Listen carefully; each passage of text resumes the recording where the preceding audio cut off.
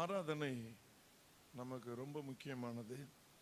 சுருக்கமாக ஒரே வார்த்தையை சொல்லப்போன, நம்முடைய உயிரை விட மேலானது ஆராதனை. அதுக்கு மேலே ஒன்றும் கிடையாது. நம்முடைய உயிரை விட மேலானது ஆராதனை.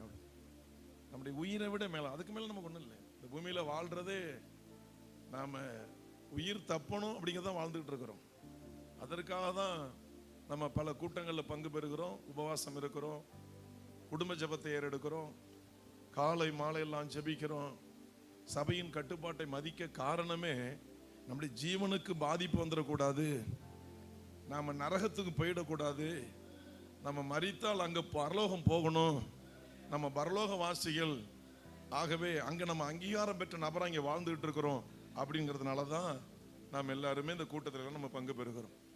அப்போ நம்முடைய உயர்வு எங்கே இருக்கிறது அப்படின்னா ஆராதனை தான். அன்னைக்கு எடுத்திருக்கிற